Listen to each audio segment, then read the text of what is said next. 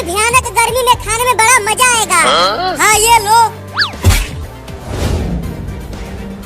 अरे बाप रे, इतना बड़ा आइसक्रीम, उसे खाने में तो बड़ा मजा आएगा। अब खाओ इसे, ये पूरा आइसक्रीम दूध से बना है। तब तो मैं इसे धीरे धीरे और मजे लेकर खाऊंगा। अरे पकड़ो पकड़ो, वो बिल्ली मेरा बड़ा आइसक्रीम लेकर भागने लगी। बोला था कि जल्दी खा लो, अब खाओ आइसक्रीम मजे लेकर।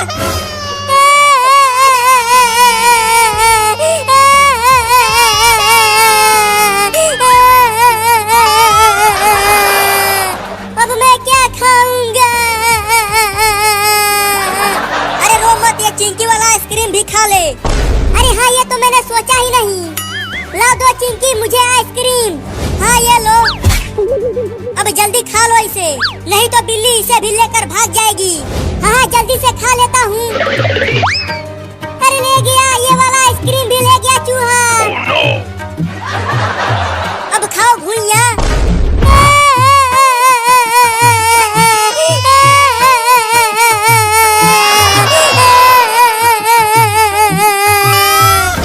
लेकिन मैं उस बिल्ली और चूहे को छोड़ूंगा नहीं, उन दोनों को मार दूंगा।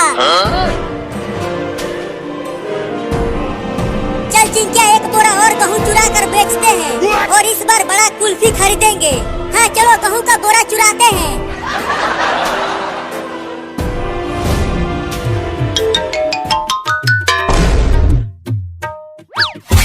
मम्मी ये देखो, दूध वाला एक बड़ा आइसक्रीम लेकर आया हूँ। चलो आओ, तुम और मैं मिलकर इस बड़े आइसक्रीम को खाते हैं। नहीं नहीं, तुम ही खाओ आइसक्रीम, मैं जा रही हूँ चूहा पकड़ कर लाने के लिए। आज चूहा बिरयानी बनाऊंगी। अरे वाह मम्मी, चूहा बिरयानी, तब तो आज मजा ही आ जाएगा चूहा बिरयानी खाने में। जल्दी जाओ और मोटे मोटे चूहे पकड़ कर लाओ, तब तक मैं आइसक्रीम को खाता हूँ। लेकिन तुम घर में ही रहना, घर से बाहर मत निकलना। बाहर बड़े बड़े कुत्ते घूम रहे हैं, वो तुम्हें पकड़ लेंगे। ठीक है मम्मी, मैं बाहर नहीं जाऊंगा। अब तुम जल्दी जाओ चूहा पकड़ने। ठीक है, जाती हूँ। घर में ही रहना, बाहर मत निकलना। Oh, no. अरे तोरी के, इतना मीठा आइसक्रीम, आहा बड़ा मजा आएगा खाने में इसे।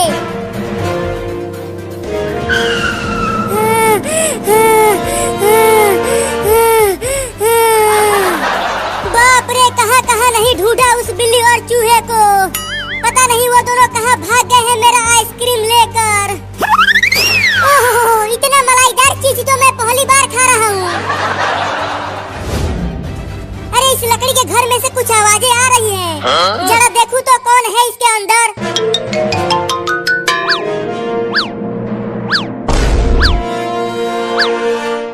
अच्छा, तो तू यहाँ छुपा हुआ है बिल्ली का बच्चा,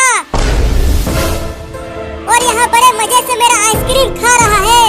तो तू यहाँ मेरे घर तक आ गया। अब मैं तुझे छोड़ूंगा नहीं, तुम्हारे घर में ही तुझे बहुत मारूंगा। तू मुझे मारेगा? हाँ, तू ही आइसक्रीम चोर है, तो तुझे ही लतियाऊंगा। तो दरवाजा बंद कर दे। हाँ, दरवाजे बंद करके मारूंगा तुझे।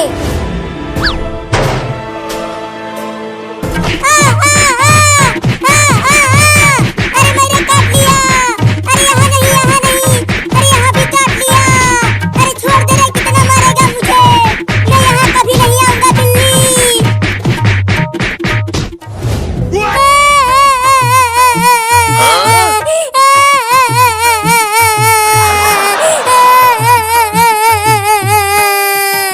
उस बिल्ली के बच्चे ने मुझे काट काट के मेरा कच्छा भी फाड़ दिया। अब मैं बुलडोजर से उस बिल्ली के घर को तोड़ दूंगा। अरे वो तो बाबू है, लेकिन वो तो बहुत ही बुरी हालत में दिख रहा है। चलकर पूछती हूँ। अरे बाबू, तेरा यह हाल किसने किया? एक चोरनी बिल्ली ने मेरा यह हाल किया है।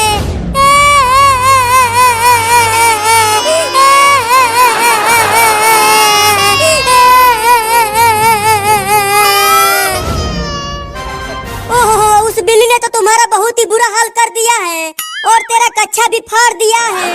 हाँ मम्मी, बहुत मारा है उसने। उसने मुझे गिरा गिरा के मारा और काटा भी। चल जल्दी डॉक्टर के पास, तुझे जल्दी इलाज करवाना होगा। नहीं, सबसे पहले उस बिल्ली के घर को तोड़ूंगा बुलडोजर से। Rain hammered the old tin roof of Grabble's Roadhouse, the kind of biker bar most people crossed the street to avoid. Inside, leather jackets dripped on wooden floors, laughter echoed with the clink of beer bottles, and a smell of gasoline lingered like an unspoken warning. That night, the last thing anyone expected was a pregnant woman stumbling through the doors. Her coat was soaked. Her hair stuck to her cheeks. Her hands clutched her belly as if holding herself together. Every head in the bar turned. At the far corner sat Bear, the bar's unofficial guardian, huge, tattooed, with a beard thick enough to hide a small village. He raised an eyebrow. "Ma'am, you lost." The woman shook her head, breath trembling. "No. I need help. Please." A silence fell so heavy it smothered the music. Bikers exchanged looks. This wasn't their world. They didn't do crying strangers. They didn't do emergencies that involved babies. But Bear stood up slowly, like a mountain deciding to move. "What's your name?" he asked. "Lena," she whispered. I think someone's following me." I didn't know where else to go.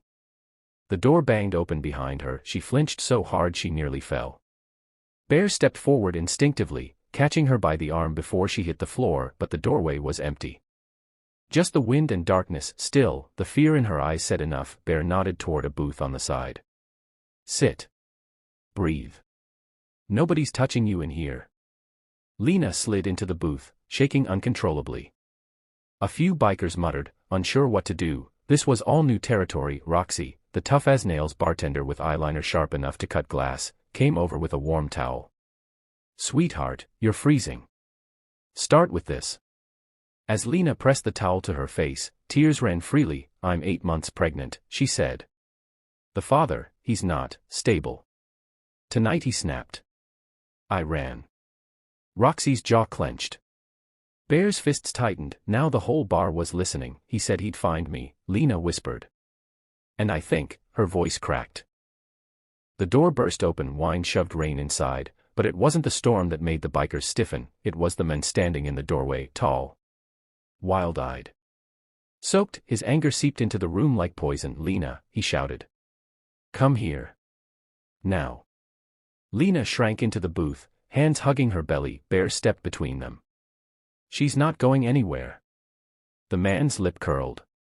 "Move. This is between me and her." Roxy crossed her arms.